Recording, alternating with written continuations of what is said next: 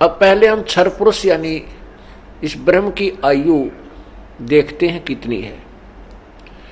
जैसे हम प्राणियों के लिए 100 वर्ष की आयु जैसे वर्तमान में चल रही है, और हम 4 युगों में जन्मते मरते रहते हैं। अब जैसे सतयुग, त्रेता, द्वापर और कलयुग, ये 4 युग बनाए हैं। इन 4 युगों का समय जो है 43,20,000 होता है। इसको एक चतुर्युग कहते हैं। ऐसे 1008 चतुर्युग का श्री ब्रह्मा जी रजगुण जो काल का पुत्र है, उसका एक दिन होता है और इतनी ही रात्रि होती है। तो इसको हम 1000 चतुर्युग का मानकर चलते हैं लमसम। और 30 दिन रात का एक महीना और 12 महीने का एक वर्ष और 100 वर्ष की श्री ब्रह्मा जी रजगुण की आयु, ये इनके दिव्य वर्ष हैं। ऐसे ही विष्णु जी की 700 वर्ष आयु है और शंकर भगवान की 4900 वर्ष आयु है। यानी श्री ब्रह्मा जी से 7 गुना अधिक सतगुण विष्णु जी की आयु है, जो काल का पुत्र है बीच वाला, और उससे विष्णु जी से 7 गुना यानी ब्रह्मा जी से 49 गुना ये तम गुण शंकर जी की आयु है। इन तीनों का जन्म और मृत्यु होता है। पुण्यात्माओं, ये सत्संग जो है, ये तत्व ज्ञान का जो प्रवचन चल रहा है, ये बिल्कुल फ्रेश नया है। और प्रथम बार भी सत्संग के अंदर ऐसी बहुत सी पुण्यात्माएं होती हैं जो प्रथम बार भी सत्संग में आती हैं। सत्संग ये ऐसा एक सामूहिक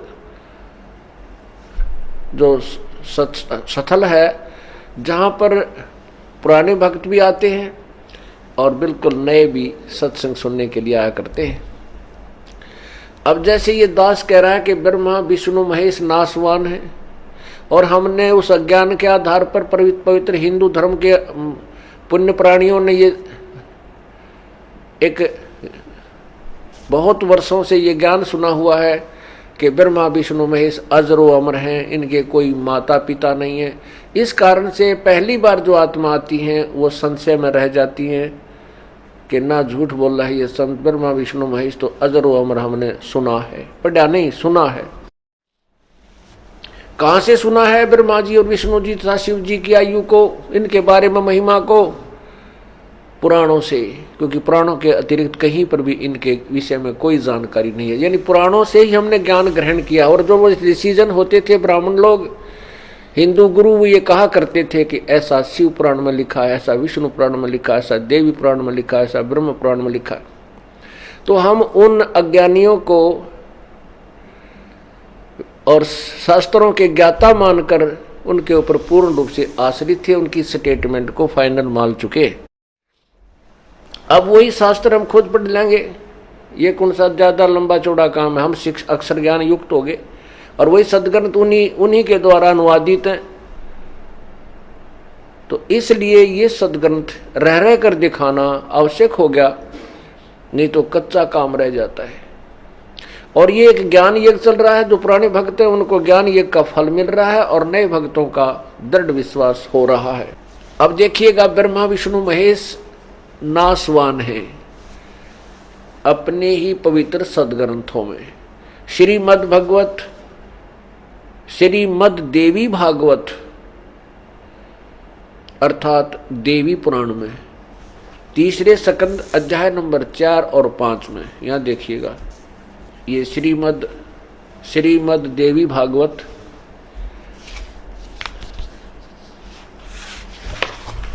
संक्षिप्त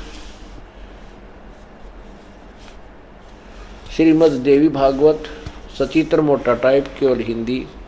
संपादक हैं हनुमान प्रसाद पोदार, चिमन लाल गोस्वामी, और ये गीता प्रेस गोरखपुर से प्रकाशित है। प्रकाशक एवं मुद्रक गीता प्रेस गोरखपुर, गोविंद भवन कार्यालय कोलकाता का संस्थान। देखिएगा, थोड़ा सा हिंट दिखाएंगे, समझदार को संकेत ही बहुत होता है। ये देखिएगा 123 पृष्ठ पर तीसरा शकंद,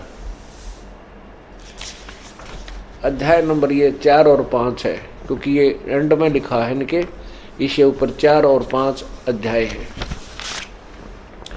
123 पृष्ठ पे तीसरे सकंद में श्री विष्णु जी कह रहे हैं, महिमा इसकी, दुर्गा की महिमा सुना रहे हैं। विष्णु जी कह रहे हैं, तुम शुद्ध स्वरूपा हो, यह संसार तुम्ही से उद्भासित हो रहा है। मैं ब्रह्मा और शंकर, हम सभी तुम्हारी कृपा से विद्यमान है। हमारा आविर्भाव अर्थात जन्म और तिरोभाव अर्थात मृत्यु हुआ करता है। केवल तुम ही नित्य हो, जगत जननी हो, प्रकृति और सनातनी देवी हो। भगवान शंकर बोले, देवी, यदि महाभाग विष्णु तुम्ही से प्रकट हुए हैं तो उनके बाद उत्पन्न होने वाले ब्रह्मा भी तुम्हारे ही बालक हुए। फिर मैं तमोगुणी लीला करने वाला शंकर क्या तुम्हारी संतान नहीं हुआ? अर्थात मुझे भी उत्पन्न करने वाली तुम ही हो। इस संसार की सृष्टि, सतिथि और संहार करने में तुम्हारे गुण सदा समर्थ हैं। उन्हीं तीनों गुणों से उत्पन्न हम ब्रह्मा, विष्णु एवं शंकर नियमानुसार कार्य में तत्पर रहते हैं। पुण्यात्माओं, ये वही पुराण है जिनसे हमने ब्रह्मा, विष्णु, महेश के बारे में, जिनके आधार से हमें बताया गया है कि हम जो ज्ञान दे रहे हैं वो ब्रह्मा, वो पुराणों में से है। और वो दंत कथा, लोक वेद सुनाने वाले, वो नकली अज्ञानी गुरु हमें बताया करते थे, ये तो अजरो अमर हैं, इनके कोई माता पिता नहीं है। अब उन्हीं की हिस्ट्री बता रही है कि ये तो नासवान है। स्वयं स्वीकार कर रहे हैं विष्णु जी कि मैं ब्रह्मा और शंकर तो नासवान है, हम नित्य नहीं है, अर्थात अविनाशी नहीं है, और हमारा तो जन्म और मृत्यु होता है, तू ही अविनाशी है, जितना इन्हें ज्ञान है। फिर शंकर जी ये भी स्पष्ट कर रहे हैं कि मैं तमोगुणी लीला करने वाला हूँ और हम तीनों ही तेरे पुत्र हैं, ब्रह्मा भी, विष्णु भी। फिर ये भी स्पष्ट हो गया है कि ये तीनों गुणों से उत्पन्न, अर्थात रजगुण ब्रह्मा है, सतगुण विष्णु, तमगुण शिव जी, और दुर्गा इनकी माँ है। कौन ब्रह्मा का पिता है, कौन विष्णु की माँ, शंकर का दादा कौन है, भाई हमको जो बताए। परमात्मा ने प्रश्न किया करते थे उन नकली विद्वानों से कि शंकर का दादा कौन है और कौन विष्णु की माँ, और वह ब्रह्मा का पिता कौन है, इसके बारे में जानकारी दीजिए। तो वो कहा करते, तो अजरो अमर है, सर्वशक्तिमान है, इनकी कोई माता पिता नहीं, ये तो शंभु है, फलाना है, पता नहीं के पुल बांधा करते इनकी महिमा का। उस समय तो परमात्मा की बात पर जनसाधारण ने विश्वास नहीं किया। क्यों नहीं किया? क्योंकि कि जो हमारे गुरुजन थे वो शिक्षित थे और जनता अशिक्षित थी। ये मान लेना उस समय बिल्कुल स्वाभाविक था कि कबीर साहब तो अक्सर ज्ञान युक्त नहीं है, क्योंकि ये किसी स्कूल विद्यालय से शिक्षा प्राप्त नहीं किए हुए, क्योंकि उस समय अन्य जाति वालों को शिक्षा ग्रहण करने का अधिकार नहीं था। शिक्षा मीन संस्कृत भाषा। अब वही सदग्रंथ हमारे सामने रखे हैं, हम पढ़ रहे हैं, आपको भी पढ़ा रहे हैं प्रोजेक्टर के माध्यम से। और पुण्यात्माओं, आप आंखों देख रहे हो, जो बुद्धिमान व्यक्ति, बहन बेटी भाई हैं, वो रो रहे हैं उन नकली गुरुओं के को कि तुमने क्या मिल गया इस जनता को गुमराह करके, नाला को सबको भूत बना दिया, पितर बना दिया, काल के जाल में फंसा के इसी के ही आहार हमें बनाए रखा।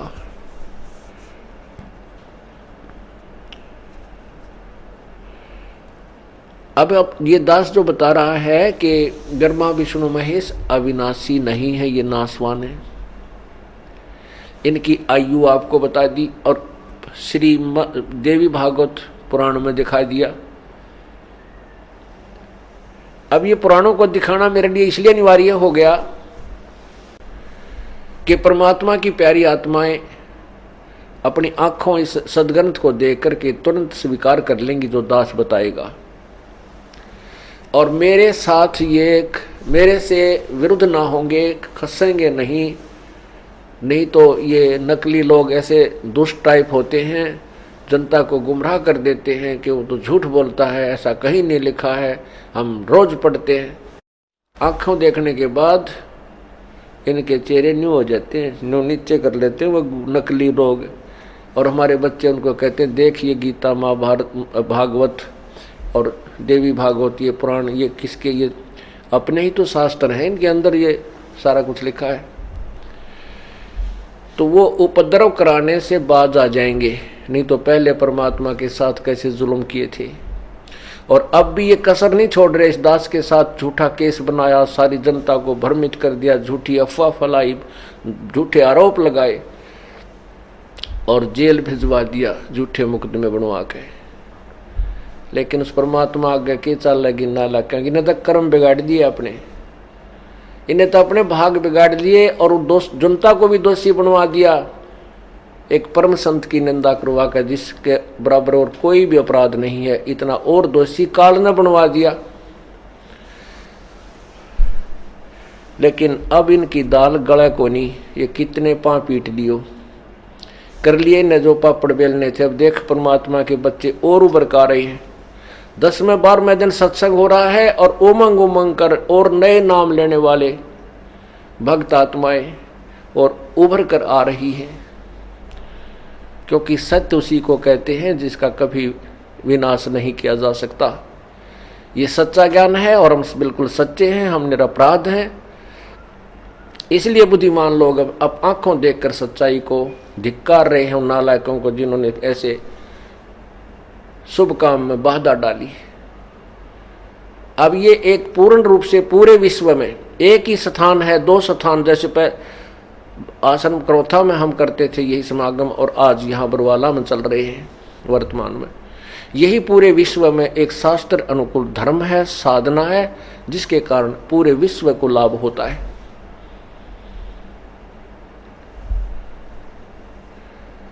और जिससे सब समाज सुखी होना था वो बंद करवा दिया, वो और पाप के भागी बन गए।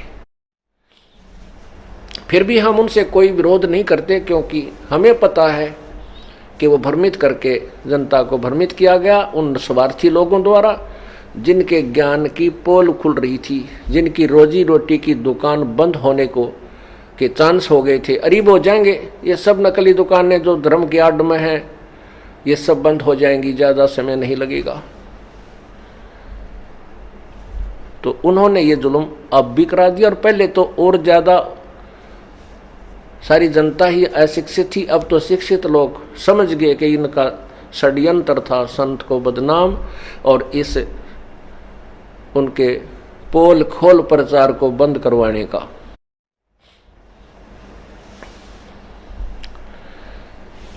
अब दास ये इसलिए दिखाता है कि जैसे अंधा लालटेन लिए जाता अंधेरे में, सामने से बच्चे आ रहे थे रात्रि के समय, और वो शोर अंधे ने आवाज लगाई कि बच्चों देखना भाई, मुझे दिखाई नहीं देता है, ध्यान से चलना बच्चा। बच्चे आकर खड़े हो गए, कहने लगे बाबा तू लालटेन ले रखा है, तुझे दिखाई नहीं देता, तू लालटेन किस लिए फिर रहा है? तो उस अंधे ने कहा तुम आंखों वालों के लिए, कहीं मेरे में टक्कर ना मार दो अंधेरे में आके। तुम आंखों वालों के लिए लालटेन ले रहा हूं, मुझे अंधे को कोई आवश्यकता नहीं इसकी, अपनी जान बचाने के लिए ले रहा हूं भाई। तो ये सदग्रंथ रूपी लालटेन आप आंखों वालों के लिए लिए हुए ये दास, मुझे इनकी आवश्यकता नहीं, क्योंकि मुझे वो अनमोल खजाना मेरे भगवान कबीर साहब और गुरुदेव द्वारा पहले ही प्रदत्त है, जिसके अंदर 4 वेद, 18 पुराण, 11 उपनिषद, महाभारत, गीता, रामायण, कुरान, पुराण, बाइबल आदि सदग्रंथों का निष्कर्ष और यथार्थ ज्ञान है। अब उस सूक्ष्म वेद से तो कोई परिचित नहीं। यदि मैं उसी के आधार पर ज्ञान सुनाऊं तो सब शत्रु बन जाएं। अब मैं उन्हीं सदग्रंथों की, उन्हीं लालटनों की आड़ लेता हूं जिसको सबको स्वीकार्य है, और उसी में प्रत्येक धर्म के अपने अपने सदग्रंथों को देख करके और जो पुण्य आत्मा है वो सत्य को स्वीकार कर लेते हैं। और कबीर साहब कहते हैं कि जान बूझ साची तजय और करे झूठ ते ने, और ताकि संगत है प्रभु सोपन में भी ना दे। आंखें देखकर अपने सदग्रंथों में भी नहीं मानेगा तो वो इंसान नहीं, वो तो भक्ति के योग्य प्राणी नहीं है। उनकी हमें आवश्यकता भी नहीं है। हमें तो उन पुण्यात्माओं की आवश्यकता है जो आंखों देखकर सत्य को माने और तुरंत त्यागने इस लोक लाज को अपना कल्याण करवा दे। इसलिए ये सदग्रंथ मैं आपको रह रह कर दिखाता हूं कि कहीं उस अंधे की तरह आंखें वाले अंधेरे में, क्योंकि आंखों वाले भी अंधेरे में कुछ नहीं देख सकते। अज्ञान रूप अंधेरे में किसी को भी ज्ञान नहीं है कि हमारे सदग्रंथ क्या बता रहे हैं, तो इसलिए ये सदग्रंथ रूपी टॉर्च आपको दिखाई जाती है। अब प्रसंग चल रहा है कि 7 ब्रह्मा की मृत्यु के बाद एक विष्णु की मृत्यु होती है, 7 विष्णु की मृत्यु के बाद एक शिव की मृत्यु होती है, तमोगुण, जो काल के पुत्र हैं।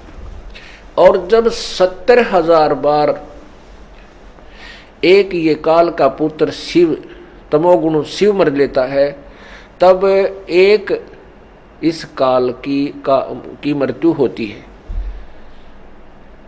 अर्थात एक ब्रह्मांड का विनाश हो जाता है, इसमें सभी प्राणियों का विनाश हो जाता है और काल भी अपना शरीर छोड़ता है। इसका ऐसा समय निर्धारित है, इसकी भी मृत्यु होती है। ये काल भगवान को परमात्मा ने एक ऐसी शक्ति दी है कि ये अपना शरीर फिर तुरंत दूसरे लोक में, दूसरे ब्रह्मांड में ले जाता है सभी प्राणियों को, और वहां ये अपना शरीर, ऐसे दुर्गा भी मरती है इसी समय, इसी तरह ये भी अपना शरीर छोड़ देती है। और फिर ये दोनों, दुर्गा और काल में एक ऐसी शक्ति दी है प्रभु ने, इनका जैसे डेरे पैदा हो जाया करें, ये अपने आप जैसे गेहूं में सुरसी बन जाती है, ऐसे दूसरे लोक में जाते ही वहाँ ऐसा वातावरण है कि इनके दोनों के ही केवल शरीर अपने आप निर्मित हो जाते हैं। इसलिए गीता अध्याय नंबर 4 के श्लोक नंबर 5 और 9 में इसने काल ने कहा कि अर्जुन तेरे और मेरे बहुत जन्म हो चुके हैं, तू नहीं जानता मैं जानता हूँ, और मेरे कर्म और जन्म दिव्य होते हैं, अलौकिक है, यानी ये न्यो अलौकिक है। देखिए गीता अध्याय नंबर 4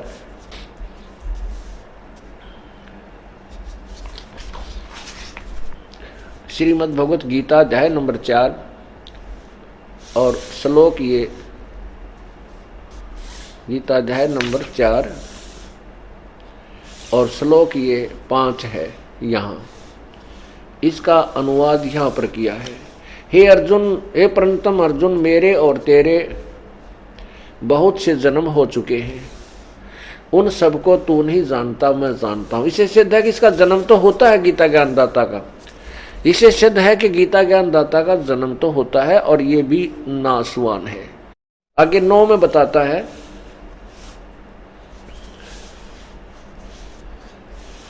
कि हे अर्जुन, मेरे जन्म, यानी जन्म होते हैं इसके काल के, मेरे जन्म और कर्म दिव्य है, निर्मल और अर्थात अलौकिक है, दिव्य। इस प्रकार जो मनुष्य तत्व से जान लेता है वह शरीर को त्याग कर फिर जन्म को प्राप्त नहीं होता, मुझे प्राप्त होता है। कहने का भाव, इसका अनुवाद इन्होंने थोड़ा गलत किया है, लेकिन हम यहाँ जो प्रसंग चल रहा है उसी से वहीं तक सीमित रहे। इसे सिद्ध हो गया कि गीता ज्ञान दाता जो काल है, ब्रह्म है, वो कहता है मेरे जन्म तो होते हैं और मृत्यु भी हो, आगे पीछे भी, आगे भी होंगे, लेकिन मेरे दिव्य हैं, अलौकिक है, तुम्हारी तरह नहीं है। इसी 7वें अध्याय के श्लोक नंबर 24-25 में कहा कि ये बुद्धिहीन मूर्ख जन समुदाय मुझे कृष्ण मान रहा है, कृष्ण की तरह एक मनुष्य रूप में जन्म, दुर्गा से जन्म लेने वाला मान रहा है। मैं कृष्ण नहीं हूँ, मैं तो मेरे उस अटल नियम को नहीं जानते कि मैं अपनी योग माया से छुपा रहता हूं। गीता अध्याय नंबर 10 के श्लोक 2 में कहा है कि मेरे जन्म को, मेरी उत्पत्ति को ये देवता और ऋषि जन नहीं जानते, क्योंकि ये मुझसे उत्पन्न हुए हैं। अब बिल्कुल सही है, ये बात स्पष्ट है कि पिता के जन्म के विषय में संतान नहीं जान सकती, वो तो दादाजी बतावे। अब देखना अध्याय नंबर 10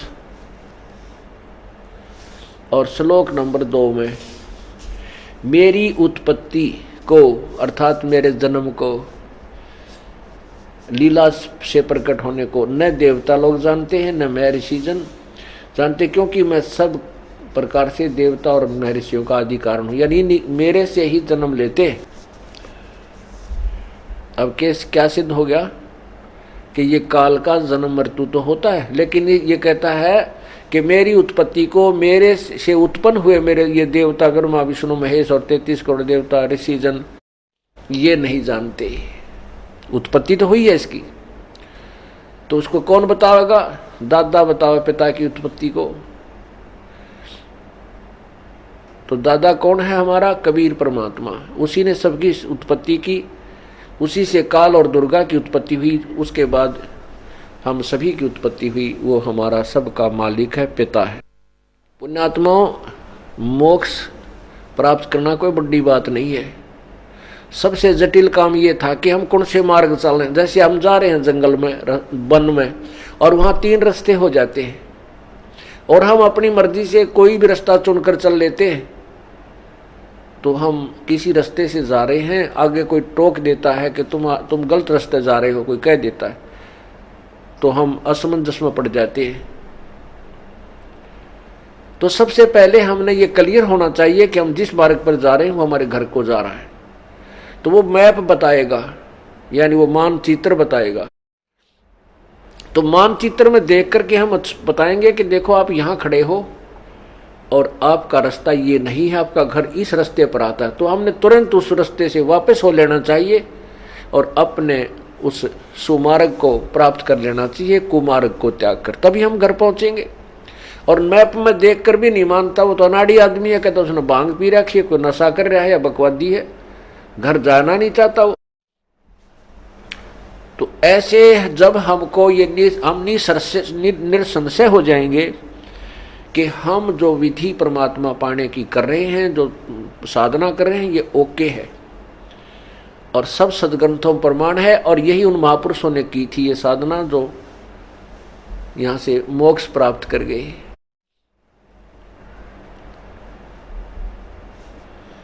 तो फिर मोक्ष प्राप्त करना, अपने जैसे हमने रास्ता मिल गया कि हमने जैसे अपने दिल्ली जाना है और मार्ग सही मिल गया, तो हम चल पड़े। कोई कार में जा रहा है शीघ्र पहुंच जाएगा, कोई पैदल चल रहा है 2 दिन पीछे चला जाएगा, पहुंच जाएंगे सभी। यानी कोई ज़्यादा भक्ति कर रहा है वो जल्दी पहुंच जाएगा, थोड़ी कम कर पाया है तो वो भी रास्ते ठीक चलता रहे। मान ले को धीरे चल रहा है, रात होगी, रुक गया, फिर चल पड़ा उसी मार्ग पर, तो कोई दिक्कत नहीं। परमात्मा कहते हैं चलते मार्ग जो गिरे तासर नाही दोष, और कह कबीर बैठा रहता को करडे कोस।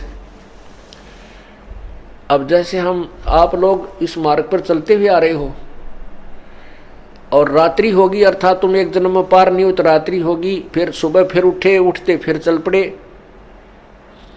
पहले तो हम इधर उधर चल पड़ते हैं नशे में, फिर कोई मार्गदर्शक मिल जाता है, हम उसके अनुसार सतमार्ग ग्रहण करके फिर चल रहे हैं, क्यों परमात्मा आते रहते हैं और हमें सतमार्ग पर चलाते रहते हैं।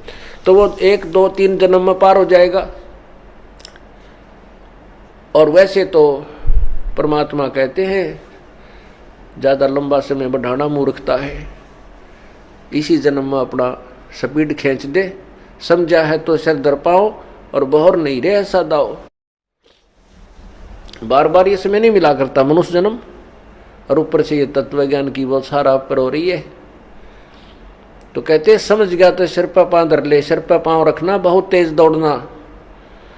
जैसे पीछे कोई नो पता लग जा, पागल कुत्ता आने लग रहा वो रहा, और फिर बचाव के लिए कितनी स्पीड तो भागते हैं। तो ऐसे भाग लेना चाहिए। इस काल के लोक में ये हमारे पाप कर्म रूपी पागल कुत्ते ही हमें काटने को दौड़ रहे हैं, और भगवान की आड़ हमने ओट ले लेनी चाहिए, शरण ग्रहण कर लेनी चाहिए, ताकि हम इन कर्मों के दुखों से बच सके। अब हम आपको प्रसंग उसी प्रसंग पर लाते हैं कि 7 ये नाशवान है, और ये काल भी नाशवान है। स्वयं स्वीकार करा कि मेरे जन्म और मृत्यु अलौकिक है। तो ऐसे जब 70,000 ये तमोगुण भगवान शिव जी मर जाते हैं, तब एक काल यानी काल की ब्रह्म की मृत्यु होती है, एक ब्रह्मांड के प्राणियों का विनाश हो जाता है। ये फिर दूसरे सूक्ष्म शरीर है सभी का, ये दूसरे ब्रह्मांड में इन सभी प्राणियों को ले जाता है। और उस लोक में जाते ही दुर्गा और इस काल का शरीर अपने आप ऑटोमेटिकली प्रभु की दी हुई इनको पावर, इन शक्ति और वातावरण के अनुसार इनका शरीर बन जाता है, जैसे सुरसी बन जाती है गेहूं में, कणक में। उसके बाद ये दोनों फिर हमें उत्पन्न करते हैं। ऐसे ही रजगुण ब्रह्मा, सदगुण विष्णु, तमगुण शिव जी, फिर दुर्गा अपने 3 रूप बना करके इनका ब्याह कर देती है। वहाँ से फिर ये काल की दूसरे ब्रह्मांड में सृष्टि प्रारंभ हो जाती है। ऐसे 21 ब्रह्मांड इसने ले रखे हैं, सबको ऐसे व्यवस्थित किया हुआ है। अब हम यहाँ पर इन भगवानों की आयु के ऊपर विषय पर जो है प्रवचन चल रहा है। अब इनकी यहीं से हम उसी अपने प्रसंग पर आते हैं कि 7 ब्रह्मा की मृत्यु के बाद एक विष्णु की मृत्यु, 7 विष्णु की मृत्यु के बाद एक त्रिलोकीय शिव यानी काल के पुत्र तमगुण शिव की मृत्यु। ऐसे 70,000 शिव की मृत्यु के उपरांत एक काल रूपी ब्रह्म यानी वो काल की मृत्यु होती है। और ये एक युग होता है परब्रह्म का अक्षर पुरुष, जिसको अक्षर पुरुष कहा गया है। इस एक उदाहरण से आपको अक्षर की परिभाषा भी समझ में आएगी। अक्षर माने अविनाशी यानी चिर स्थायी।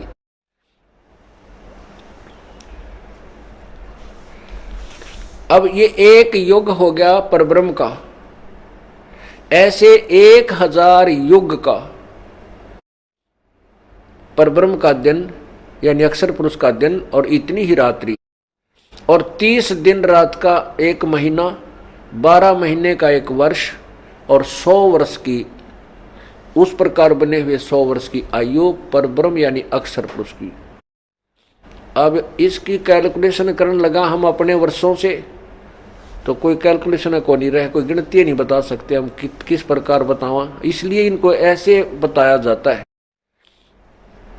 तो इतनी उसके बाद फिर मृत्यु है इसकी, कितनी लंबा, इसलिए इसको अविनाशी कह दिया। पर यू अविनाशी को ना, एती उम्र बुलंद मरेगा अंतरे, क्योंकि कोई सतगुरु लगे न कान न भेंटे वो संतरे। इतनी लंबी आयु हो जाएगी तो भी तू मरेगा। क्यों मरेगा? क्योंकि वो संत जो पवित्र गीता जी अध्याय नंबर 4 के श्लोक 34 में, और पवित्र यजुर्वेद अध्याय नंबर 40 के मंत्र 10 और 13 में, पवित्र कुरान शरीफ सूरत फुरकानी 25 आयत 59 में स्पष्ट किया है कि उस तत्व ज्ञान और पूर्ण परमात्मा की शरण में जा, उसकी कृपा से तेरे पाप मोक्ष होंगे और तू पूर्ण शाश्वत स्थान सतलोक को प्राप्त होगा। उस पूर्ण परमात्मा की के लिए किसी तत्वदर्शी बाखबर संत की तलाश कर, खोज कर, उनसे उस परमात्मा के पाने की विधि तलाश कर, प्राप्त कर, और फिर जैसे वो कहें उसके बाद उस परम पद परमेश्वर की खोज करनी चाहिए। गीता जी अध्याय नंबर 15 के मंत्र 4 में। जहां जाने के बाद फिर लौटकर संसार में वो प्राणी कभी नहीं आते, यानी वो पूर्ण मोक्ष प्राप्त करते हैं। तो वो संत नहीं मिले तुम्हें, इसलिए इतनी लंबी उम्र भी आपकी यहां हो जाएगी। तो भी मरेगा, तू नासवान है, तेरी जन्म मृत्यु की दुर्गति नहीं मिटेगी, जन्म मृत्यु का रोग समाप्त नहीं होगा। इसलिए कहा कि एती उम्र बुलंद मरेगा अंतरे, क्योंकि कोई सतगुरु लगे न कान न भेंटे वो संतरे। वो संत, वो तत्वदर्शी संत यानी सतगुरु, जगत गुरु, तत्वदर्शी संत कहो, सतगुरु कहो, वो सच्चा सतगुरु तुम्हें नहीं मिला, सच्चा गुरु नहीं मिला। इसलिए तुम्हारी यहाँ जन्म मृत्यु इतनी लंबी आयु हो जाएगी तो भी मरेगा। इसलिए कहा कि ये गीता जी अध्याय नंबर 15 के मंत्र 16 में कहा कि संसार, इस मिट्टी पृथ्वी वाले संसार लोक में दो भगवान, एक क्षर पुरुष एक अक्षर पुरुष। अक्षर पुरुष, क्षर पुरुष ये ब्रह्म, अक्षर पुरुष ये पर ब्रह्म। क्षर पुरुष के 21 ब्रह्मांड हैं और अक्षर पुरुष के 7 शंख ब्रह्मांड है, नील पद्म शंख। और पूर्ण परमात्मा जो उत्तम पुरुष है तू अन्य। गीता जी अध्याय नंबर 15 के मंत्र 17 में स्पष्ट किया है कि उत्तम पुरुष है तू अन्य। वो जो पुरुषोत्तम है ना, वो सच्चा भगवान, वास्तव जिसने भगवान कह सकते हैं, वो तो इन दोनों से भी ऊपर वर्णित, इनसे कोई और है। और परमात्मा इति उदारते, जिसको भगवान कहा जा सकता है, जाता है, वो वास्तव में भगवान है। वो दयालु है, उसके लोक में कोई दुखी नहीं, किसी की मृत्यु नहीं होती, ना वहाँ पर कोड लगता, ना टांग कटती, ना आँख फूटती। हम इसी तरह सशरीर वहाँ रहेंगे, लेकिन उस शरीर का मटेरियल ऐसा होगा वो कभी विनाश में नहीं आओगा।